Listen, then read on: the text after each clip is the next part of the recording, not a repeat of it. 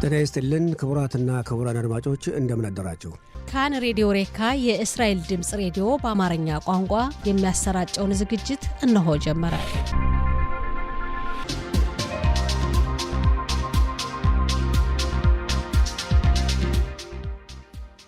ጤና ይስጥልን ክቡራትና ክቡራን አድማጮቻችን እንደምን አደራችሁ። ዕለቱ እንደ ዕብራውያን ዘመን አቆጣጠር ዮም ሽሽ ዩድ አሌፍ በታሙዝ ታፍሺን ፔባፍ ሲሆን እንደ አውሮፓ ዘመን አቆጣጠር ጁን 26 ቀን 2026 ዓ.ም ነው።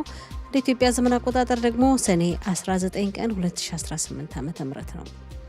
የጧቱ ስርጭታችን እነሆ ጀመረ። የቴክኒክ ባለሙያችን ዮራይ ፒከር ሲሆን የስቱዲዮ ተረኛ አስተናጋጅ ወርቅነሽ እሸቴ ነኝ። ያሉን ዝግጅቶች በቅድሚያ ዜና እናሰማና ከዛም ጋዜጦች በዛሬ እትማቸው ለአንባቢያን ያቀረቧቸውን ዋና ዋና ርዕሰ ጉዳዮችን እንመለከታለን። ከአድማጮች ጋርም የስልክ ውይይት እናደርጋለን። ስርጭታችን እንደተለመደው እስከ 7 ሰዓት ድረስ ይቀጥላል። አብራችሁን ቆዩ። አሁን የጧቱን ዜና እነሆ። በቅድሚያም አርዕስተ ዜና። እስራኤልና ሊባኖስ በዋሽንግተን የሚያካሄዱት ውይይት ዛሬም እንደሚቀጥል ተገለጸ። በቤንዚዮላ ትናንት ሌሊት 2 ጊዜ በደረሰ የመሬት መንቀጥቀጥ አደጋ የሞቱ ሰዎች ቁጥር 235 ያክል መድረሱን የሀገሪቱ የጤና ጥበቃ ሚኒስቴር አስታወቀ። በአሜሪካ እየተካሄደ ያለው የ2026 ዓ.ም የዓለም እግር ኳስ ጨዋታ እንደቀጠለ ነው። የአሜሪካው ፕሬዝዳንት ዶናልድ ትራምፕ የሆርሙዝ መተላለፊያ መስመር ተከፍቷል፣ የነዳጅ ዋጋም እየቀነሰ ነው ማለታቸው ተገለጸ። የሚሉት ዋና ዋና ዜናዎች ናቸው። ዝርዝሩን እነሆ። እስራኤልና ሊባኖስ በዋሽንግተን የሚያካሄዱት ውይይት ዛሬም እንደሚቀጥል ተገለጸ። በዋሽንግተን እየተደራደሩ ያሉት የእስራኤልና የሊባኖስ ተወካዮች ትናንት ለ11 ሰዓታት ያክል የተወያዩ ሲሆን በመካከላቸው የመጨረሻ የጋራ ስምምነት እንዳልተደረሰ ናታን ጉትማን ከላከው ዘገባ መረዳት ችለናል። ይህ በዚህ እንዳለ በሊባኖስ ቢንት ጃብል በተባለችው ሰፈር ሰሜናዊ ክፍል የእስራኤል የአየር ኃይል ጥቃት ማድረሱን የሀገሪቱ መገናኛ አውታሮች ዘግበዋል። ትናንት በእስራኤል ኃይል ላይ ጥቃት ለማድረስ የተዘጋጁ 6 የሂዝቦላ አሸባሪዎች ላይ እርምጃ የተወሰደባቸው መሆኑን መከላከያ ሰራዊቱ አስታውቋል። የአሜሪካው ፕሬዝዳንት ዶናልድ ትራምፕ የሆርሙዝ የባህር ወሽመጥ መከፈቱንና የነዳጅ ዋጋም እየቀነሰ መሆኑን ገለጹ። ትራምፕ በዋይት ሀውስ ቤተ መንግስት ቅጥር ግቢ ላይ ትናንት ምሽት በተካሄደ የራት ግብዣ ላይ ባደረጉት ንግግር በሌሎች ዕቃዎች ላይም የዋጋ መቀነስ እንደሚኖር አስታውቀዋል። ትራምፕ ምንም እንኳን የነዳጅ ዋጋ ሊቀንስ እንደሚችል ቢያስታውቁም ትናንት በሆርሙዝ የባህር ወሽመጥ አንዲት መርከብ በኢራን ያለ ሰው በሚበር አይሮፕላን አማካኝነት ጥቃት የደረሰባት መሆኑን ሲኤንኤን ዘግቧል። ሆርሙዝን የሚቆጣጠረው የኢራን ባለስልጣን ቢሮ በተፈቀደው መስመር ብቻ ለማያልፉ መርከቦች ኃላፊነት እንደማይወስድ ለባህር ሰላጤው ሀገራት ማስጠንቀቂያ ማስተላለፉ ተገልጿል። በቤንዚዮላ ትናንት ሌሊት 2 ጊዜ በደረሰ የመሬት መንቀጥቀጥ አደጋ የሞቱ ሰዎች ቁጥር 235 ያክል መድረሱን የሀገሪቱ የጤና ጥበቃ ሚኒስቴር አስታወቀ። በአደጋው በፈራረሱ ህንፃዎች ስር የተዳፈኑ በሺዎች የሚቆጠሩ ሰዎች እንዳሉና ለህይወታቸው ከፍተኛ ስጋት እንዳለ ተገልጿል። ቤንዚዮላ ይህን አደጋ መቋቋም የሚችል የአደጋ ጊዜ ሰራተኛ ኃይል እንደሌላት ዓለም አቀፉ የእርዳታ ሰጪ ድርጅት አስታውቋል። ስታርሊንክ የተባለው የኢሎን ማስክ የሳተላይት አገልግሎት ካምፓኒ ለአንድ ወር ያክል ለቤንዚዮላ ነዋሪዎች በነፃ ኢንተርኔት አገልግሎት እንደሚሰጥ አስታውቋል። በአሜሪካ እየተካሄደ ያለው የ2026 ዓ.ም የዓለም እግር ኳስ ጨዋታ እንደቀጠለ ነው። ሆላንድ ቱኒዚያን 3-1 በሆነ ውጤት በማሸነፍ ወደሚቀጥለው ዙር ያለፈች ሲሆን ጃፓንና ስዊድን 1-1 በሆነ አቻ ውጤት ተለያይተዋል። ቀደም ሲል በተካሄደ ጨዋታ የኤኳዶር ቡድን የጀርመናቸውን 2-1 በሆነ ውጤት ያሸነፈ ሲሆን አይቬሪ ኮስት ኩራሳውን 2-0 በሆነ ውጤት ማሸነፏ ታውቋል። የዓለም ዋንጫ ጨዋታ በ11ኛው ቴሌቪዥን ጣቢያና በካን መተግበሪያዎች በቀጥታ ስርጭት ይተላለፋል። በመጨረሻም የአየር ንብረት ትንበያ። የአየሩ ጸባይ ዛሬ የሙቀቱ መጠን እስከ ነገ ቅዳሜ ድረስ ተመሳሳይ ሆኖ የሚቀጥል ሲሆን እሁድና ሰኞ ሙቀቱ ይጨምራል ተብሎ እንደሚጠበቅ የአየር ንብረት ትንበያ ባለሙያዎች ከላኩት ዘገባ መረዳት ችለናል። የዛሬው ቀን የሙቀት መጠን በዲግሪ ሴንቲግሬድ በኢየሩሳሌምና በሃይፋ ተመሳሳይ በመሆን 28 ዲግሪ ሴንቲግሬድ፣ በቴል አቪቭ 29፣ በብኤርሸባ 32፣ በኢላትና አካባቢዋ 38 ዲግሪ ሴንቲግሬድ ይደርሳል። አድማጮቻችን ዜናው አበቃ። ወደሚቀጥለው ዝግጅት ለማለፍ አጭር የሙዚቃ ረፍት እናድርግ።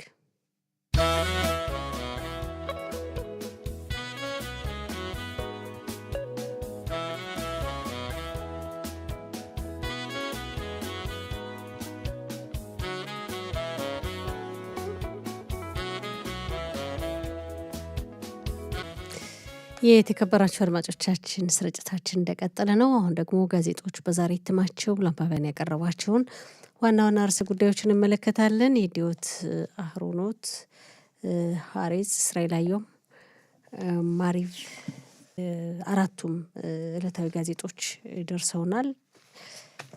የዲዮት አህሮኖትን ስንመለከት በመጀመሪያ ገጹ ላይ ትኩረት ከሰጠባቸው ርዕሰ ጉዳዮች መካከል የአሜሪካ የጦር መኮንኖች ይላል። የአሜሪካ የጦር መኮንኖች የኢራንን አብዮታዊ ዘብ አባላት ያገኟቸዋል። እንግዲህ ከኢራን አብዮታዊ ዘብ አባላት ጋር ይገናኛሉ ይላል። የአሜሪካው ምክትል ፕሬዚዳንት በኳታር ውይይት እንዲካሄድ ወስነዋል ወይም ፈቅደዋል የሚል ርዕሰ ጉዳይ አስቀድሟል። የዲዮት አህሮኖት ዛሬ በመጀመሪያ ገጹ ላይ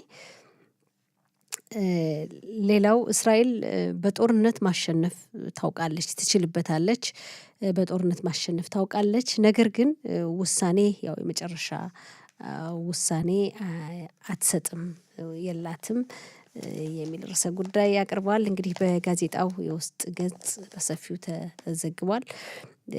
ሌላው ይሄ ርዕሰ ጉዳይ ሌሎች ጋዜጦች ላይ ተጽፏል፣ ለአንባቢያን ቀርቧል። የኢንተቤ ዘመቻ ወይም ዘመቻ ዮናታን ናታንያው ኢንተቤ ዘመቻ በመባል ይታወቃል። ይህ ዘመቻ 50ኛ ዓመቱን ምክንያት በማድረግ ዘገባ አቅርበዋል ጋዜጦች። የዲዮት አህሮኖት የሚብጻ ዮናታን እና ለትኪፋ በኢራን ይላል። እንግዲህ በኢራን ላይ የተካሄደውን ጥቃት እና ከዮናታን ዘመቻ በኢንተቤ የተካሄደውን ዮናታን ዘመቻ በማነጻጸር በውስጥ ገጹ እንግዲህ የኢንተቤን ዘመቻ 50ኛ ዓመት ምክንያት በማድረግ ለአንባቢያን ሰፊ ዘገባ አቅርቧል። ገጽ 3 ላይ በውስጥ ገጹ እንደቀረበ በመጀመሪያ ገጹ ላይ ቅድሚያ ሰጥቶ በርዕሰ ጉዳይ አቅርቦታል። ይህን ርዕሰ ጉዳይ ሌላው ትናንት እንግዲህ ቤንዚዮላ ያስተናገደችው ከባድ የተፈጥሮ አደጋ ርዕደ መሬት ወይም የመሬት መንቀጥቀጥ አደጋ፣ በዚህ አደጋ በርካቶች ሕይወታቸውን እንዳለፈና ግን አሁንም ድረስ በህንፃ ፍርስራሾች በጣም በርካታ ዜጎች ተዳፍነው እንዳሉ፣ የተዳፈኑ ዜጎች ያው በሕይወት እንዳሉና ድምፅም እያሰሙ እንደሆነ ከህንፃ ፍርስራሾች ስር ሆነው አለን አውጡን በማለት እየጮሁ እንደሆነ ዘገባ ያው በጋዜጦችም በዜናም ተመልክተነዋል። ጋዜጦች ትኩረት የሰጡበት አንዱ ርዕሰ ጉዳይ ይሄ ነው። በጣም የዓለማችን ዋና ርዕሰ ጉዳይ ነው ይሄ የመሬት መንቀጥቀጥ አደጋ ትናንት በቬንዙዌላ የደረሰው። እስካሁን ድረስ እንግዲህ በመቶዎች የሚቆጠሩ መሞታቸውን የሀገሪቱ የጤና ጥበቃ ሚኒስትር ቢያረጋግጥም ግን በህንፃ ፍርስራሾች ተዳፍነው ያሉ ዜጎችም ለህይወታቸው አስጊ እንደሆነና ከፍተኛ ስጋት እንዳለ ተገልጿል። ትናንት እንግዲህ ቤንዚዮላ ትናንት ሌሊት ላይ ነው 2 ጊዜ ይህን ከባድ የተፈጥሮ አደጋ ያስተናገደችው። በቤንዚዮላ የደረሰው የመሬት መንቀጥቀጥ አደጋ እጅግ አሰቃቂና ከባድ ነው፣ ዘግናኝ ነው። ለእርዳታ ድረሱልን እያሉ ነው ቤንዚዮላ የተለያዩ ሀገራት ለእርዳታ እንዲደርሱላቸው ጥሪ አቅርበዋል። እንግዲህ በአጠቃላይ ጥሪ የቀረበው ለዓለም ሀገራት ነው። ለእርዳታ ለመሄድ ዝግጁ መሆናቸውን እና ፈቃዳቸውን ከሰጡ ሀገራት መካከል ፈቃደኛ መሆናቸውን ካስታወቁ ሀገራት መካከል እስራኤል አንዷ ናት። እስራኤል እርዳታ ማድረግ እንደምትችል እና መሄድ እንደምትችል ጠይቃለች ይላል። ያው ሁሉም ጋዜጦች ተመልክተውታል። ሌላው በትናንት ሌሊት ነው በሊባኖስ የህይወት መስዋዕትነት የከፈለው ተጠባባቂ ወታደር ሻምበል ባሻ ባሳል ሰቢድ እሱን እንግዲህ ስለሱ የህይወት መስዋዕትነት ስለከፈለበት ሁኔታም ተጠባባቂ ወታደር ነው። እንግዲህ በዚህ በተጠባባቂነት ብዙ ጊዜ አገልግሏል። በጦርነቱ ሂደት እንግዲህ 3 ዓመት በላይ በዘለቀው የጦርነት ሂደት ብዙ ጊዜ አገልግሏል። በሚሊዮን በተጠባባቂነት ትናንት የህይወት መስዋዕትነት ከፈለ ይላል። ሌሎች ጋዜጦች ላይም ቀርቧል ይሄ ዘገባ።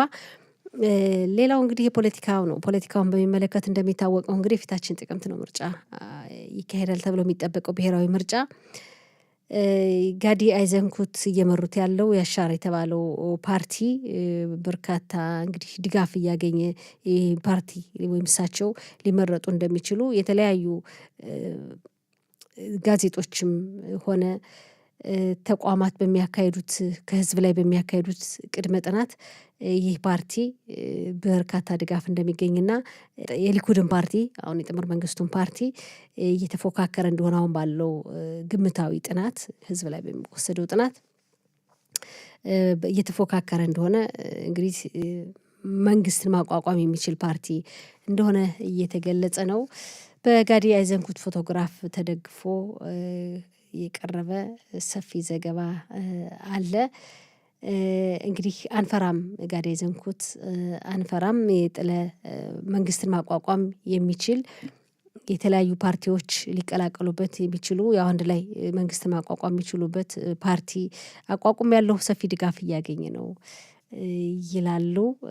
እንግዲህ በፓርቲያቸውም በሀገሪቱ ደህንነት ዙሪያ በሐማስ አሸባሪ ድርጅቶችን ትጥቅ በማስፈታትና እንዲጠፉ በማድረግ ዙሪያ የሚሰራ መሆኑን የሚገልጽ ዘገባ አቅርቧል። የህይወት አህሮኖት ወደሚቀጥለው ጋዜጣ ስናልፍ እስራኤል አየሁም ነው። እስራኤል አየሁም መጀመሪያ ገጹ ላይ እንግዲህ ትኩረት የሰጠበት ርዕሰ ጉዳይ ጠቅላይ ሚኒስትር ቢንያሚን ኔታንያሁ ከሀረሪ ማህበረሰብ ጋር ያው ስምምነት ለማድረግ እነሱ የሚጠይቁትን ጥያቄ የሀረሪ ማህበረሰብን የሚወክሉ የፓርቲ አባላት የሚጠይቋቸውን ጥያቄዎች ለመመለስ ከእነሱ ጋር ሊስማሙ ናቸው። ይህን ስምምነት ግን አብዛኛው የፖለቲካ ተወካዮች ፖለቲከኞች አይደግፉትም። ጠቅላይ ሚኒስትሩ ከሀረዲ ፓርቲዎች ጋር የሚያደርጉትን ስምምነት በአብዛኛው ይቃወሙታል፣ አይደግፉትም ይላል። ከዚህ ጋር ተያይዞ እስራኤል አየሁም እና ካንታር የተባለው ተቋም ሁለቱ ባካሄዱት ቅድመ ግምገማ ጥናት እንግዲህ ያው በምርጫው ዙሪያ ማለት ነው 23 የሚሆኑ የሊኩድ ፓርቲዎች ለሀረዲ ማህበረሰብ የሚደረገውን በስምምነት እንግዲህ ለነሱ የሚሰጠውን ያው ምርጫው ምክንያት በማድረግ ብዙም ያው የተምታታ ሀሳብ ላይ መሆናቸውን ይገልጻል። አይዘንኩት ፓርቲ ያው ሰፊ ድጋፍ እያገኘና እንግዲህ በክነሴቱ በርካታ መቀመጫዎችን ሊያገኝ እንደሚችል ይገለጻል፣ እየታየ ነው ይላል። መንግስት ከራም ፓርቲ ጋር እንግዲህ መንግስት ከማቋቋም ይልቅ የሀረዲ ማህበረሰብን የሚወክሉ ፓርቲዎችን እንደሚመርጥና እንደገና ወደ ምርጫ ከመሄድና ከራም ፓርቲ ጋር ራም እንግዲህ ማህበረሰብን የሚወክል ፓርቲ ነው። መንግስት ከማቋቋም ይልቅ የሀረዲ ማህበረሰብ የሚወክሉ ፓርቲዎችን ይመርጣል የሚል ዘገባ አቅርቧል። በጋዜጣው የውስጥ ገጽ በሰፊው ቀርቧል ዘገባ። ሌላው ኢታማጆር ሹሙ ለማንኛውም ተዋጊ ለሴትም ለወንድም ተዋጊዎች መከላከያ ሰራዊቱ ይፈልጋል። ሴትም ወንድም ተዋጊዎችን ሌላ ወታደር ወይም ሌላ መከላከያ ሰራዊት የለንም በማለት በመከላከያ ሰራዊት ውስጥ ያለውን የሰው ኃይል እጥረት በመግለጽ ተዋጊዎችን እንደሚፈልግ ተገልጿል። እንግዲህ በፖለቲካው ዙሪያ በጣም ያው ሰፊ ዘገባ አቅርበዋል ጋዜጦች። ቤኒ ጋንጽም እንደዚሁ ከሌሎች ፖለቲካ አዳዲስ ፓርቲ ካቋቋሙ ፖለቲከኞች ጋር በተለይ ያው እነሱ ጋር ይጣመራሉ ተብሎ እንደሚጠበቅ እስራኤል አየሁም ዛሬ በዘገባው አስነብቧል ወይም ዘግቧል፣ አቅርቧል። ወደ ማሪብ ስናልፍ ማሪብን በመጀመሪያ ገጹ ላይ ትኩረት የሰጠበት እንዲሁ የፖለቲካውን ነው። ፖለቲከኞች እንግዲህ የፓርቲ ኃላፊዎች ሊያገኙ ይችላሉ ተብሎ የሚጠበቀውን ድምፅ ማሪብም እንግዲህ እሱ ባካሄደው ጥናት መሰረት የሊኩድ ፓርቲ ጠቅላይ ሚኒስትር ቢንያሚን ኔታንያሁ የሚመሩት የሊኩድ ፓርቲ 22 መቀመጫዎችን ያገኛል ይላል። እንግዲህ አሁን ምርጫ ቢካሄድ ነው በዚህ ሰዓት ጋዲ አይዘንኩት 21 መቀመጫዎችን ያገኛሉ። ቤኔት 18 መቀመጫዎችን ያገኛሉ ተብሎ እንደሚጠበቅ፣ አቪግዶር ሊበርማን የእስራኤል ቤቴኑ ፓርቲ ሊቀመንበር 11 መቀመጫዎችን፣ ያኢር ጎላን የዲሞክራቲክ ፓርቲ ኃላፊው 10 መቀመጫዎችን፣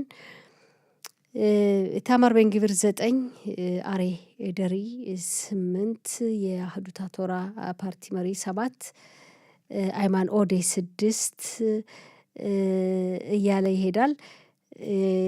በጸሌል ስሞትሪች 4 መቀመጫዎችን ሊያገኙ ይችላሉ አሁን በዚህ ሰዓት ምርጫ ቢካሄድ ይላል። ሌላው ትናንት የህይወት መስዋዕትነት የከፈለው ተጠባባቂ ወታደር ባሳል ሰቪድን እሱንም እንደዚሁ ፎቶግራፉን በማስደገፍ ስለ እሱም የቀረበ ዘገባ አለው በሊባኖስ የህይወት መስዋዕትነት የከፈለው። ሌላው ስለ ቤንዚዮላ ያው ማሪብም ዘግቧል። የደረሰው የመሬት መንቀጥቀጥ አደጋ በጣም እንግዲህ ቤንዚዮላ እንደ ማሪቭ ደግሞ ባቀረበው ዘገባ ስለ ቤንዚዮላ በሺዎች የሚቆጠሩ ሞቱ ይላል። በዚህ የመሬት መንቀጥቀጥ አደጋ በሺዎች የሚቆጠሩ ነው የሚለው። እንግዲህ የተለያየ ቦታ ላይ የተለያየ ቁጥር አለ። በዚህ ዘገባ በመቶዎች እንደሆነ ነው ቀደም ሲል ያየ ነው። እዚህ በሺዎች ይላል። በርካታ ህንፃዎች ፈራረሱ፣ ተደረማመሱ ይላል። አሁንም በህንፃ ፍርስራሾች ስር የተዳፈኑ ሰዎች ድረሱልኝ እያሉ ጥሪ እያሰሙ ነው። በህይወት አሉ ተዳፍነው ህንፃ ስር ፍርስራሾች ስር ይላል። እስራኤል ያው እርዳታ ለማድረግ ጠይቃለች ወደ አካባቢው ለመሄድ። እንግዲህ ሁሉም ጋዜጦች የተመለከቱት ዘገባ ነው። ሌላው የጠቅላይ ሚኒስትር ቢንያሚን ኔታንያሁ በዙሪያቸው ያሉ ቅርብ ሰዎቻቸው ይላል ጠቅላይ ሚኒስትሩ ከፖለቲካ ዓለም ይገለሉ በማለት እየጠየቁ ናቸው። ሊኩድን ያው እንግዲህ ፖለቲካ ፓርቲያቸውን ይልቀቁ እያሉ ናቸው። በፕራይሜሪስ በቅድመ ምርጫ ኔታንያሁም ስጋት አለ ምናልባት በምርጫው በቂ ድምፅ የድጋፍ ድምፅ ላያገኙ ይችላሉ የሚል ስጋት አለ። እሳቸው ያው ስጋት አለባቸው። ምርጫው የሚካሄድ በምስጢራዊ መንገድ ነው። በዚህ ምስጢራዊ ምርጫ ሂደት በቂ ድጋፍ ላያገኙ ይችላሉ የሚል ስጋት አለ ይላል። ሌላው የዓለማችን የእግር ኳስ ኮከብ ክርስቲያኖ ሮናልዶ በ41 ዓመቱ አሁንም ታዋቂ ኮከብ ነው። እንግዲህ ሀገሩን ቡድን በመወከል በዚህ አሁን እየተካሄደ ባለው በዓለም ዋንጫ ጨዋታ በተለይ ከትናንት ወዲያ በነበረው ጨዋታ በጣም እንግዲህ በርካታ ጎሎችን በማስገባት አሁንም ኮከብ መሆኑ ታውቋል። የፖርቹጋል የሀገሩን ብሔራዊ ቡድን ያኮራ ነው። በ41 ዓመቱ አሁንም ኮከብ ነው የሚል ዘገባ አቅርቧል። ስለ ክርስቲያኖ ሮናልዶም ስለ ሚብጻ ዮናታን ዘመቻም እንደዚሁ ማሪብ ላይ ቀርቧል። እንግዲህ 50ኛ ዓመት ታስቧል የሚብጻ ዮናታን ዘመቻ። ማሪብም ይህን ጉዳይ ተመልክቶታል። ሀሬጽ በመጀመሪያ ገጹ ላይ ለአንባቢያን ያቀረባቸው ርዕሰ ጉዳዮች መካከል ፖለቲካው ላይ ትኩረት አድርጓል። በተከታታይ በሁለት ርዕሰ ጉዳዮች ላይ ጠቅላይ ሚኒስትር ቢንያሚን ኔታንያሁ በሚቀጥለው ምርጫ ለመወዳደር ያው እንግዲህ እየተዘጋጁ ነው። ለሚቀጥለው ምርጫ እየተዘጋጁ ነው። ግን በምርጫው ሂደት ሲዘጋጁ የፖለቲካ ፓርቲዎችን እንግዲህ ለህዝቡ እንደ መስዋዕት በማቅረብ ነው ጥምር መንግስት ሊያቋቁሙ የሚችሉትና ይህን ሀሳባቸው ደግሞ በአብዛኛው ሌሎች ጋዜጦችም ቀደም ሲል ተመልክተናል። ይህን ጉዳይ ድጋፍ እንደማይሰጡት ለውሳኔያቸው አሁን በተለይ ከሀረዲ ፓርቲ አባላት ጋር እያደረጉ ያሉትን የስምምነት ሂደት ብዙም ተቀባይነት እንደሌለው ያው ድጋፉ አነስተኛ እንደሆነ እንደ ምሳሌም የተጠቀሰው ሀሬጽ ላይ የሀረዲ ፓርቲዎች እንግዲህ የተለያዩ ህጎች እንዲጸድቁላቸው ጥያቄዎችን አቅርበዋል። ምናልባት ጠቅላይ ሚኒስትሩ እንግዲህ ተቀብለው እነዚህን ጥያቄዎች ህጉ እንዲጸድቅ ያደርጋሉ የሚል ተብሎ ይጠበቃል። ምንድነው አንዱ ያው የቶራ ወይም የኦሪት ትምህርት መሰረታዊ ሕግ ሆኖ እንዲጸድቅና የኦሪትን ትምህርት የሚማሩ ተማሪዎች የሽባ ተማሪዎች ወደ መከላከያ ሰራዊቱ እንዲዘምቱ የቀረበላቸውን ጥያቄ ቢቃወሙም ያው እንግዲህ በፖሊስ በቁጥጥር ስር እንዳያውላቸው ተማሪዎች ስለሆኑ እንግዲህ የሽባ ተማሪዎችን ማሳደድ አያስፈልግም እያሳደዷቸው ነው የቀረበው ጥያቄ በሀረሪ ማህበረሰብ በኩልና ይህ እንዳይሆን ነው እንግዲህ ያው ተማሪዎች ሕግ ከጸደቀ የኦሪት ትምህርትን የሚማሩ ተማሪዎች ወደ መከላከያ ሰራዊቱ አልዘመቱም ተብሎ በቁጥጥር ስር እንዲውሉ አይደረግም። ፖሊስ አይፈልጋቸውም።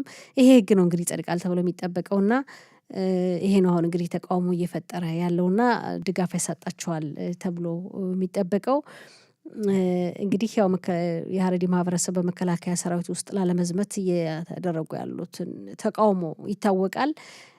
ምናልባት ይሄ ተቃውሟቸው ህጋዊ እንዲሆን የተለያዩ ህጎች እንዲጸድቁ እየጠየቁ ናቸው። ያን ህግም ጠቅላይ ሚኒስትሩ እንዲጸድቅ ሊያደርጉ ይችላሉ ተብሎ ይጠበቃል። ይህም ስጋት ነው። ያው ድጋፋቸውን ይቀንሰዋል የሚል ዘገባ አቅርቧል ሀሬጽ። ሌላው አይዘንኩት ጋዲ አይዘንኩት እሳቸው ደግሞ ያው ፖለቲካ ፓርቲያቸው እየተጠናከረ መሆኑንና በክነሴቱ አብዛኛ የድጋፍ ድምጽ ያገኛል። አብዛኛ ሲባል እንግዲህ አሁን ባለው የተለያዩ ተቋማትና ጋዜጦች መገናኛ አውታሮች ባካሄዱት ቅድመ ጥናት ግምገማ ላይ በሁለተኛ ደረጃ ነው ከሊኩድ ፓርቲ ቀጥሎ ያለው እየተጠናከረ እንደሆነ ይገልጻል ሀሬጽም። ሌላው በአረቡ ማህበረሰብ ውስጥ እየተፈጠረ ያለውን ግጭት እና የእርስ በርስ ግድያ የሚመለከት ዘገባ አቅርቧል ሀሬጽ። እንግዲህ በሚያሳዝን ሁኔታ አንዲት የ19 ዓመት ወጣትና አንድ የ17 ዓመት ወጣት ሁለት ወጣቶች ትናንት ሌሊት በጥይት ተኩስ መገደላቸውን ሀሬጽ በሰፊው አቅርቦታል። የ19 ዓመት ወጣት ሴት በራምሌ ከተማ ነው የተገደለችው። ራምሌን እንግዲህ ያደገች የኖረችበት ከተማ ነው። ነገር ግን በህይወቷ ላይ በተደጋጋሚ ዛቻ ስለደረሰባት ለህይወቷ በመስጋት ወደ ሌላ ቦታ ሄዳ ለመኖር አስባ ቦታውን ለቃ ነበር። ከተማውን ግን ነይ ተብላ ተጠርታ እንደሄደችና ያው ስጋት እንደነበራት በጓደኞቿ በተለያዩ የሶሻል ሚዲያ በማህበራዊ መገናኛ አውታሮች ፈራለሁ ለህይወቴ እየሰጋሁ ነው እያለች እስከ ሞተችበት ጊዜ ድረስ ሀሳቧን ታካፍል እንደነበረ ይገልጻሉ መገናኛ አውታሮች። በዚህ ሁኔታ በተከፈተባት የጥይት ተኩስ ትናንት ተገድላለች በራምሌ ከተማ። ሌላው በ17 ዓመት የእድሜ ክልል የሚገመት ወጣትም በያፎ ነው። እሱ ደግሞ በያፎ የሚሰራበት ቦታ ላይ በቀን በተተኮሰበት ጥይት ህይወቱ አልፏልና በአረቡ ማህበረሰብ ውስጥ የሚካሄደው የእርስ በርስ ግድያ በጣም መስመሩን አልፏል ይላል። እንግዲህ ይሄ አዲሱ ዓመት 2026 ዓመተ ምህረት ከጀመረ ጥር ላይ ማለት ነው። እንግዲህ ከጥር ጀምሮ እስካሁን ድረስ በ6 ወራት ባልሞላ ጊዜ ውስጥ በአረቡ ማህበረሰብ ውስጥ 161 ሰዎች እንደተገደሉ ከነዚህ መካከል ደግሞ 133 የሚሆኑ በአጠቃላይ እንግዲህ በእስራኤሉ ማህበረሰብ ነው 161 የተገደሉት።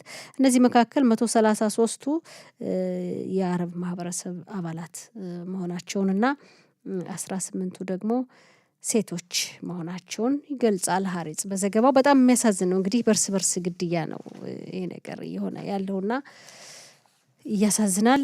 ሌላው ሀሬጽ ስለ ሌሎች ጋዜጦች የሚያቀርቡት ነው የአንተቤ ወይም በኡጋንዳ የተካሄደው ሚብጻ ዮናታን ወይም አንተቤ በሁለት ስም ነው የሚጠራው ይህ ዘመቻ። ይህን ዘመቻ በሚመለከት ሀሬጽም ለአንባቢያን አቅርቧል። በዚህ ዘመቻ ጊዜ እንግዲህ የተጠለፉ ይሁዳውያንን ለማስለቀቅ ነው ይህ ዘመቻ የተካሄደው። እንደሚታወቀው የተጠለፉ ይሁዳውያን ላይ ጉዳት እንዳይደርስ የነበረውን ከፍተኛ የሆነ ስጋትና ዘመቻውን ለማካሄድ የነበረውን የተምታታ ሀሳብ የሚገልጽ እንግዲህ ፕሮቶኮሉ ነው ግልጽ የሆነው። አሁን ከ50 ዓመት በኋላ የዘመቻው ሂደት የነበረውን ሁኔታ በመገናኛው ታሪፍ ሆኗል። ጋዜጦችም በዛሬ እትማቸው በተለይ በሰፊው ተመልክተውታል። ሀሬጽም ይህን ዘገባ አቅርቦታል። ይሄ ዘገባ ሌሎች ጋዜጦች ላይ እንግዲህ 50ኛ ዓመቱን ምክንያት በማድረግ ነው የነበረው የዘመቻው ሂደት ይፋ የሆነውና በዚህ ዘመቻ እንደሚታወቀው ዘመቻ ዮናታን ወይም ሚብጻ ዮናታን ተብሎ የሚጠራው የጠቅላይ ሚኒስትር ቢንያሚን ኔታንያሁ ወንድማቸው ራብ አሉፍ ማዕረግ በጊዜው የነበሩ ዮናታን ኔታንያሁ የህይወት መስዋዕትነት ከፍለዋል። ዘመቻውን የመሩት የሳየሪት ማትካል የተባለው እንግዲህ ክፍለ ጦር አባል ናቸው። ዘመቻውን የመሩት እሳቸው ነበሩ። እሳቸው የህይወት መስዋዕትነት ስለከፈሉ በዚህ ዘመቻ ሂደት ዘመቻ ዮናታን ወይም ይብጻ ዮናታን ተብሎ ይጠራል። ወይም ደግሞ አንተቤ ተብሎ በቦታው ስም ይጠራልና ዘመቻው እንግዲህ እሳቸው የህይወት መስዋዕትነት ከፍለዋል። ግን የተሳካ እንደነበር በጊዜው በጣም ይሄ ዘመቻ እስራኤል ካካሄደቻቸው የተለያዩ ዘመቻዎች መካከል የሚጠራና ታዋቂ የተሳካ ዘመቻ ነበር። ይሄ ጋዜጣ የዲዮታ ሀሮኖት መሰለኝ በዲዮታ ሀሮኖት በቀረበው ዘገባ ነው የምንመለከተው። ስለዚህ ዘመቻ በዘመቻው የተሳተፉ ተጠባባቂ ታታሉፍ ናቸው። እሳቸው ተጠይቀዋል እንግዲህ ስለነበረው ሁኔታና እሳቸው ከዮናታን ጎን ነው ተቀምጬ ነበር ይላሉ ያኔና እሳቸውና አሁን ደግሞ እነሱ የበረሩበትን የመከላከያ ሰራዊቱ የበረራ ክፍል እንግዲህ የተለያዩ በረራ ክፍሎች አሉ። የበረራ ክፍል ደግሞ ይህን የጦር አውሮፕላን በማብረር በቅርቡ በኢራን ላይ በተካሄደው ሻአጋ ታሪ ወይም አንበሳው አገሳ በአማርኛው ሲተረጎም የሚለውን ዘመቻ እንግዲህ የጦር አብራሪ የነበረው ሁለቱ ናቸው። እንግዲህ አይን ተብሎ ይጠራል። ስጋን አሉፍ ነው የኢራኑን ዘመቻ እንግዲህ ያካሄደው አብራሪ የጦር አውሮፕላን አብራሪ እሱ ፊቱ አይታይም፣ አይን ተብሎ ነው የሚጠራው፣ ከጀርባው ነው የሚታየው።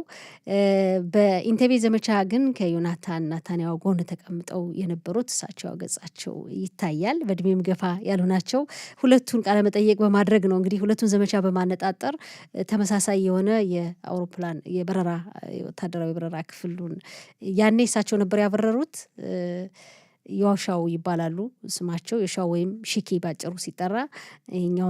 አሁን ደግሞ ኢራን ላይ የተካሄደውን ዘመቻ አይን በሚል ፊደል ነው እንግዲህ ስማቸው ሙሉ አይጠራም፣ ፊታቸውም አይታይም።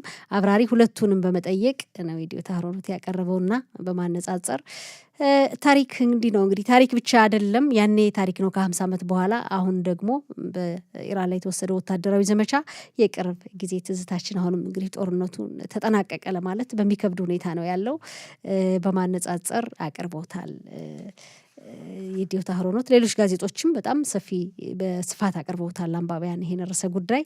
ይሄን ይመስላል እንግዲህ አድማጮቻችን ጋዜጦች ከሞላ ጎደል እንግዲህ በዛሬ እትማቸው ለአንባቢያን ያቀረባቸው ዘገባ ይሄን ይመስላሉ።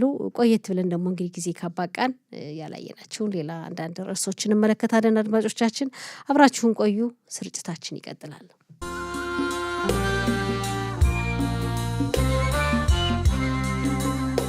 ሌላው እስራኤልና ሊባኖስ አሁንም በዋሽንግተን በአሜሪካ ተገናኝተው ድርድር እያካሄዱ ናቸው። ሁለቱም ተወካዮቻቸው በተለይ አሜሪካ የሚያገለግሉት የእስራኤል አምባሳደርና የሊባኖስ አምባሳደር ሁለቱ ናቸው ይህን ድርድር እያካሄዱ የሚገኙት።